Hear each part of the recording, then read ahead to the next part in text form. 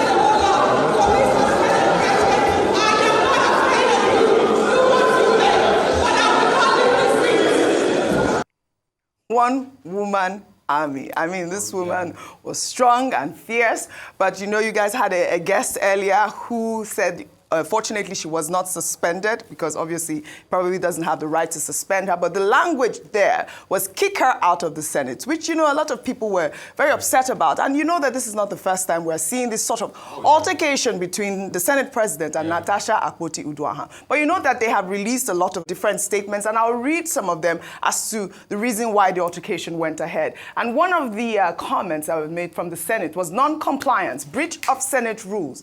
1. Key violation, Section 10. Senators must sit in assigned seats to be recognized for contribution. Section 56(1) allows the Senate President to rule any senator out of order if procedural guidelines are violated.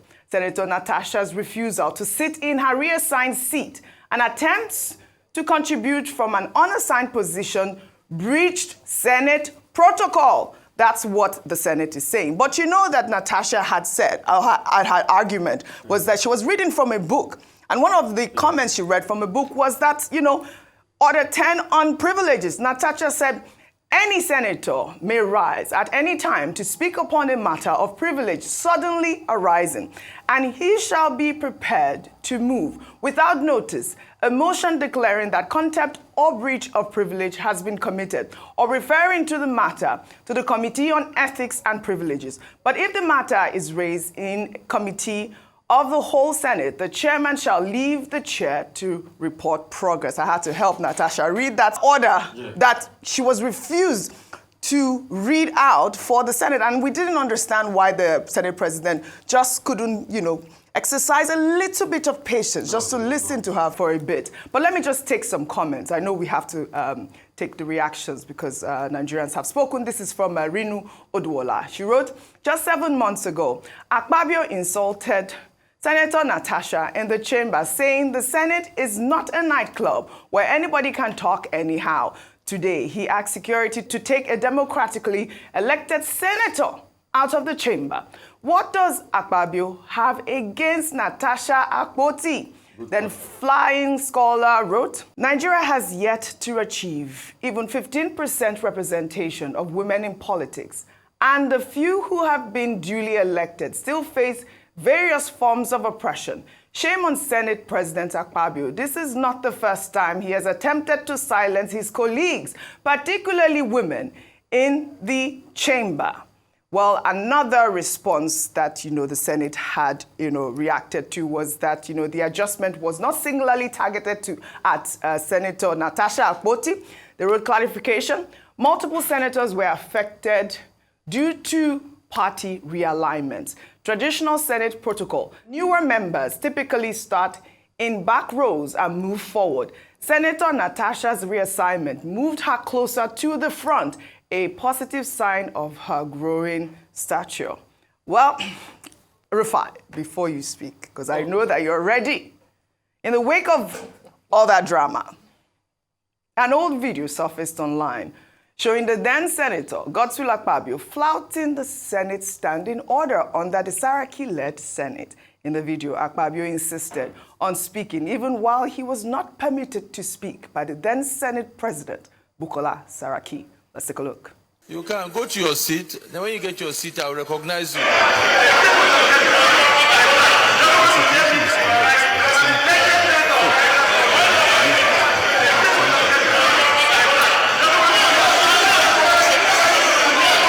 Next to Senator Kwankwaso, until I was led by the sergeant at arms that this is my seat. I asked the clerk. I asked the clerk whether he allocated that seat to you. He said he didn't. He told me he would prefer to sit here. So I said there is no microphone there, but he said he would still prefer to sit there. If there's been a senator that I've allowed to speak without a microphone, state. That's never happened in this chamber. All we said is there's no microphone where you are. Go to a place where there's one and you can speak. Now you have the floor, speak and let us make progress.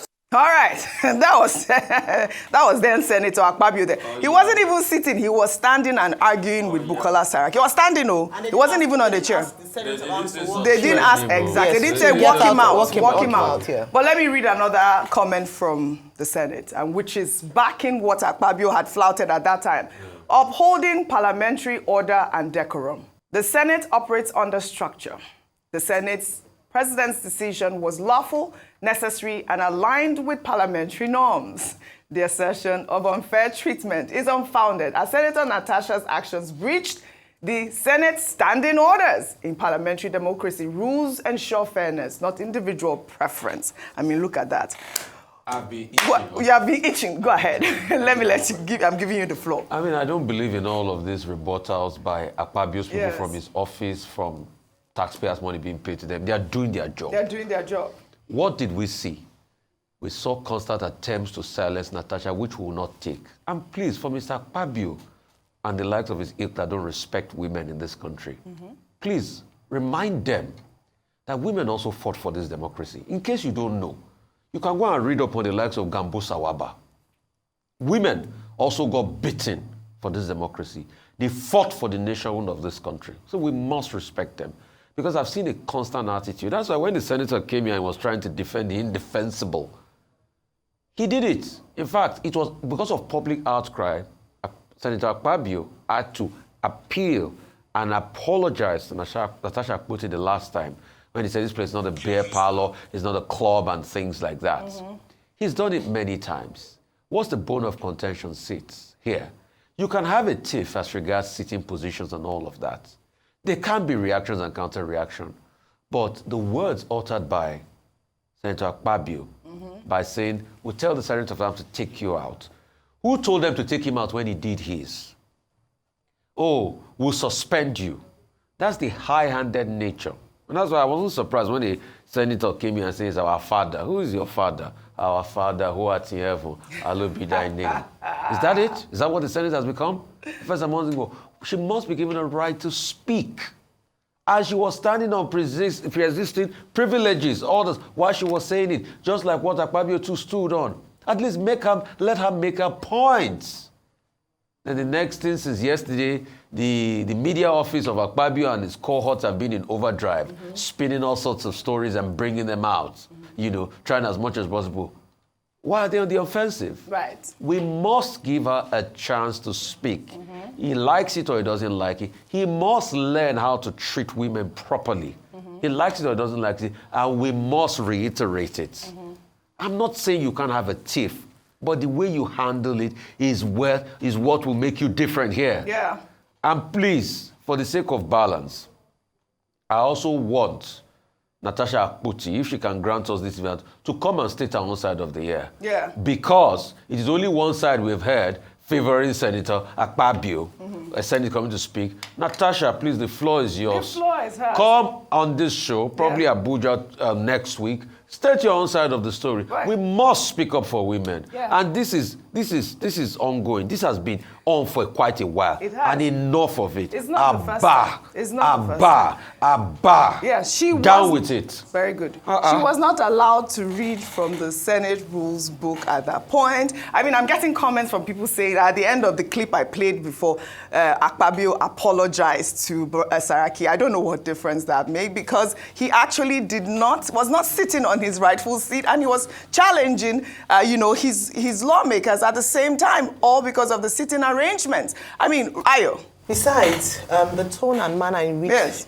Senate President Saraki handled that matter was vastly different from his. From his, yeah?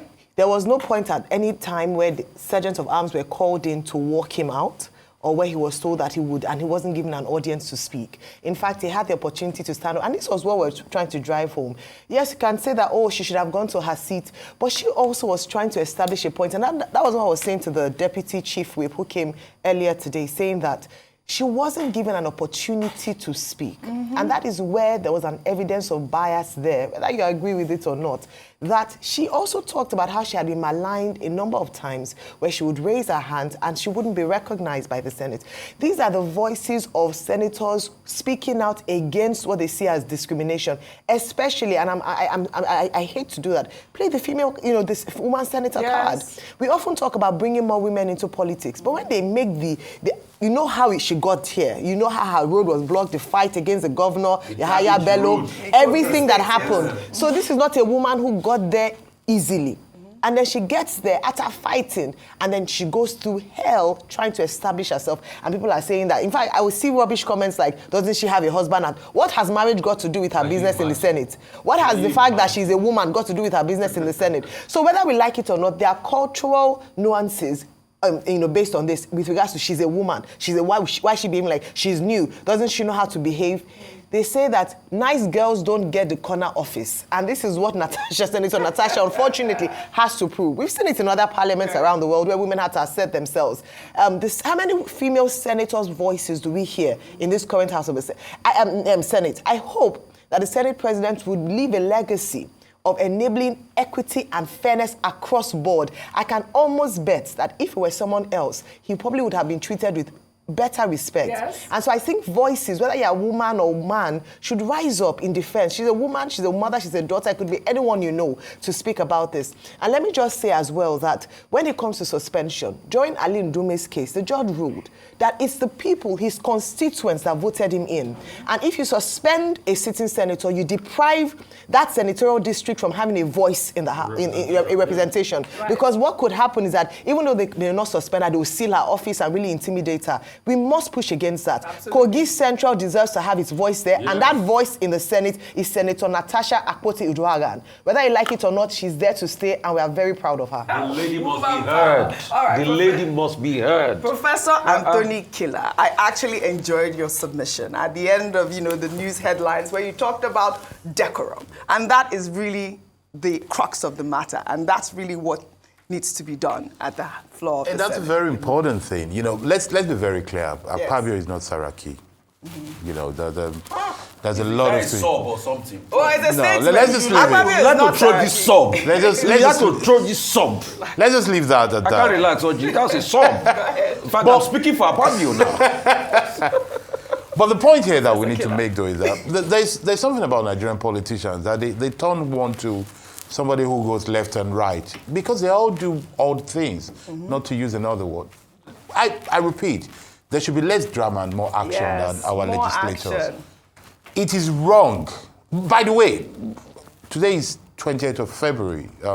It's 2 weeks to 8th of March. I will advise Akpabio, if his media people are going around, to, from now, order 1,000 mimosas, and on the 8th of March, to send it to 1,000 women, 774 from each local government, a bit to Abuja, and a bit to some selected places. That's how I got my 1,000 number. So I've even done the... You've done the math. The maths and the slotting for him.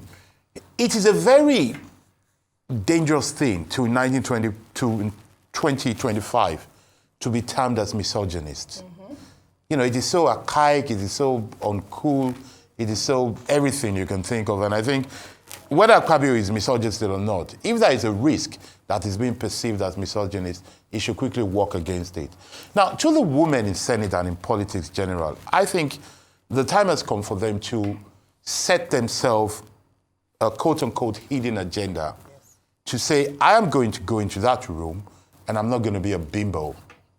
And I believe they should earn it. And I also think that, this is what I tell my daughters, and I also think that voters, if they care about gender inclusion, if they care about equality, they should punish and reward people who act one way or the other against equality.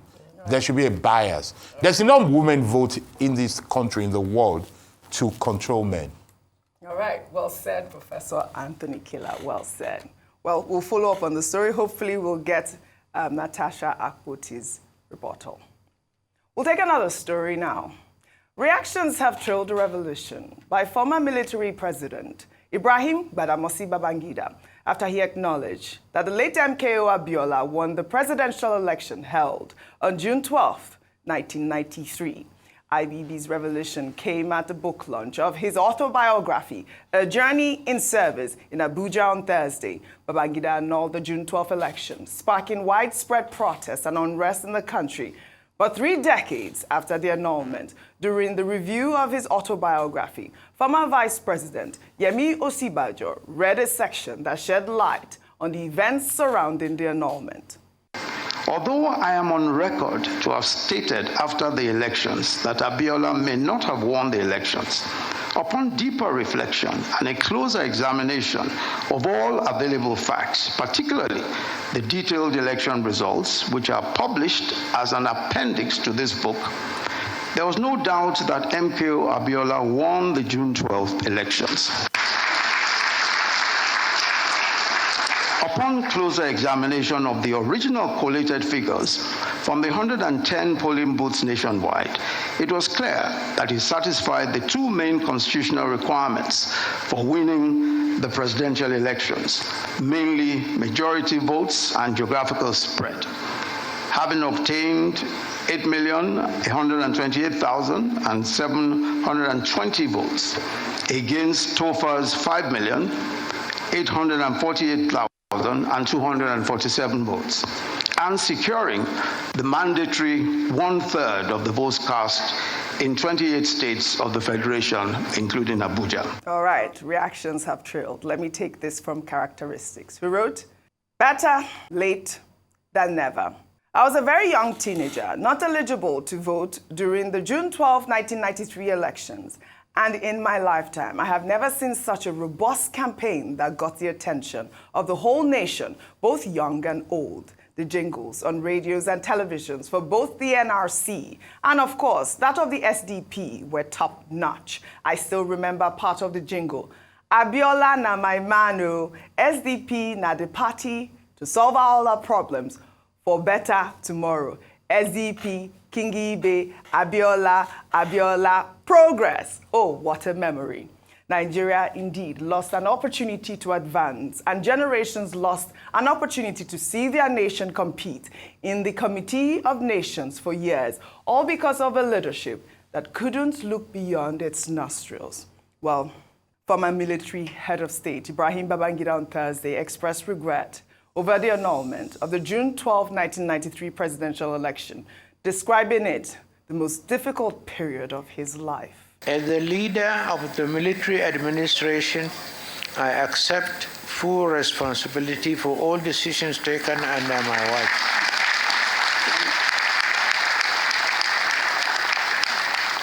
And June 12 happened under my watch. Mistakes, oversights, and missteps happen in quick succession. But I say in my book, in all matters we acted in the supreme national interest so that Nigeria could survive. Our nation's march to democracy was interrupted, a fact that I deeply regret, but Nigeria survived and democracy is still alive, a testament to our resilience and commitment to progress. I must say, I was very impressed by this. Rufai, you were there, but I'd like to just sum up the whole reaction before I come to you, Rufai. Well, during the review of the book launch, former Vice President Osibajo jokingly remarked that President Bola Ahmed Tinubu was now celebrating with his former tormentors. He recalled how Tinubu, who was a senator at the time, resisted the dissolution of the Senate under Sani Abacha following the annulment of the June 12, 1993 presidential election. And then, of course, there's a gentleman here who was an elected senator in 1992 in the course of Babangida's transition program. When Babangida annulled the 1993 election and General Abacha took over and dissolved the Senate, that senator tried to reconstitute the Senate in resistance to the dissolution. He was detained, charged to court. He escaped into exile. Today, he is also here to celebrate with his former tormentors. But as President, Commander-in-Chief of the Armed Forces of the Federal Republic of Nigeria, President Bola Ahmed Tinubu. For me, that was the highlight of the evening. I mean, I was saying it's great that we can all laugh about this at this moment, but you know, that room was filled with dignitaries at the moment, including, of course, former President Olusegun Obasanjo, who chaired the occasion. Well, at that occasion, he told Ibrahim Babangida to expect good and bad and ugly reactions to his book. I am anxious to read the book. One thing is absolutely sure. Reaction galore. Again, it will be good, bad, and ugly.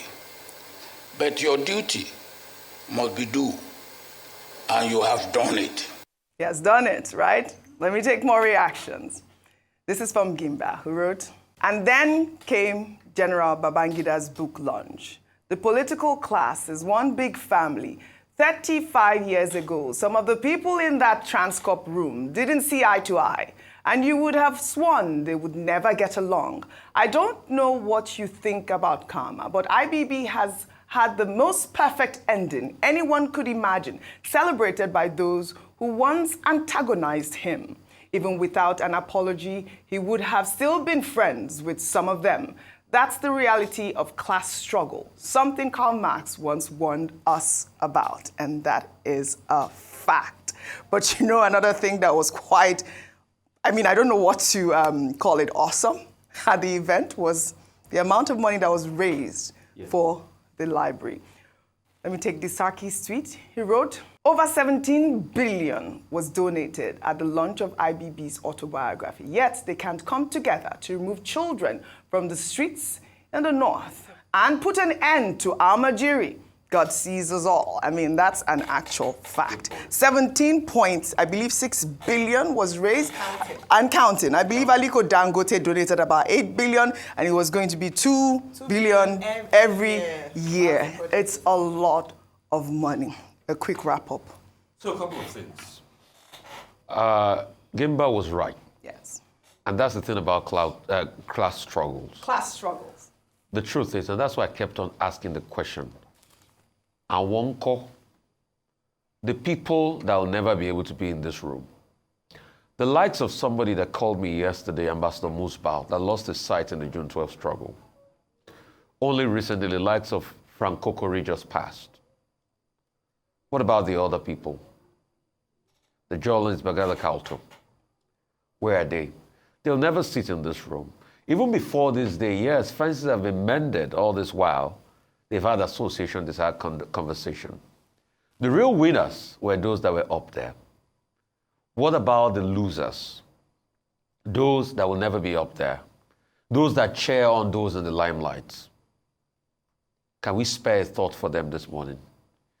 Because I feel the real heroes of June 12, apart from MKO Abiola, are those on the streets of Lagos that were killed by stray bullets, are those that were incarcerated, are those that never saw the next day, are those that had to run away on exile, but today they are not celebrated.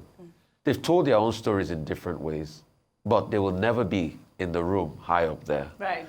Oji was a packed room. It was a packed room where governors scampered for seats. It was a room where you had former about close to 5 Nigerian leaders and 2 leaders of other African countries. So it was highly, highly anticipated, and Babangida got his hurrah. But the truth is, what about those left behind in this class struggle? And that's why, coming back to the next tweet, we must make a society where we truly think of our Marjorie children. And also the problem of our Marjorie is to change the cultural mindset of a lot of people. Absolutely. Because I know Goodluck Jonathan did do a lot to build schools, but there's also a cultural mindset. Yes. And also, in fixing the problem, when this library is built, it will be open to everybody in Mina. He could have chosen to build it anywhere, but he's going to be building this in Mina. So it's also going to help people get an education. Also going to help people to be able to read.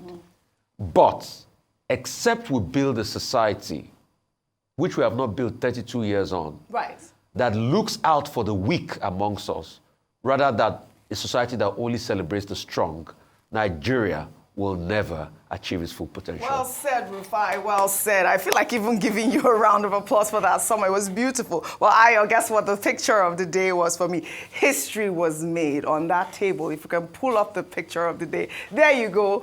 Heads of states, our former heads of, presidents, and of course we had Ibrahim Babangida there, President Tinubu, and of course Yakubu Gowon. History was made yesterday because we don't know when all these leaders will gather together. So for me, that was the picture of the day, a sentence that we moved. Yeah, Rufai said it's that a lot of people, except for President Buhari, leaving presidents were present there. He sent a representative. But when I made that statement, and I'll say this about, glad they can laugh about it, I said it with a side eye, so that I'm clear on that. Because I watched the proceedings yesterday with mixed feelings. That yes, whilst we can celebrate IBB today, but in 1993 and the years following that, it wasn't a celebration. A lot of people lived in fear, there was chaos, and unfortunately robbed a man who legitimately won that election, whether by his actions or inactions. So mixed feelings for me. Mixed feelings. What about you, quickly? Well, I think picture of the day, you're right. But I also noticed with interest that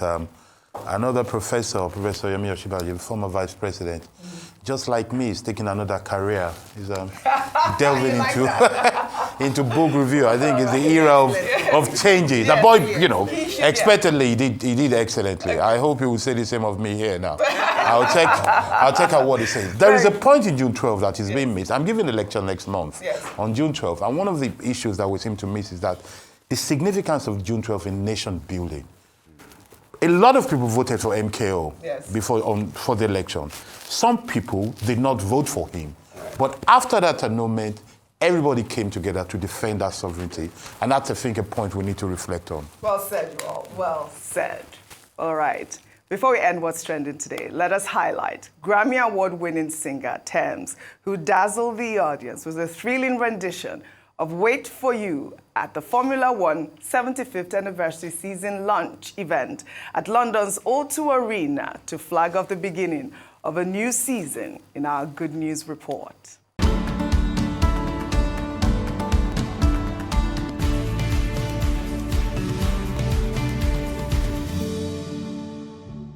Higher,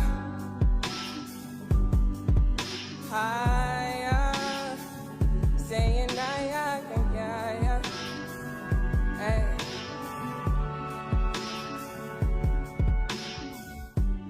Tell me why you're crying up in your big deal. You know that I would stay for you. I will wait for you, for you. I will wait for you. I will wait for you. Everybody, give it up for Aston Martin, Aaron Paul.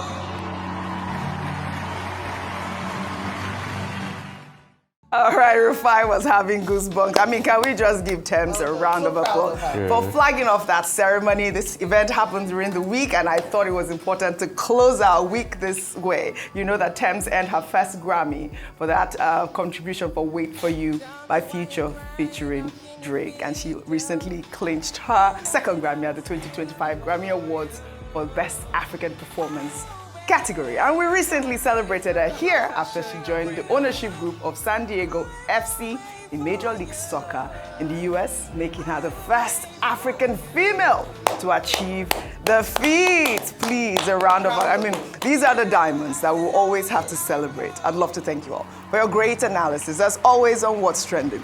You all have a great weekend. Well, that's all I have for you guys on What's Trending today. I'll see you all next week.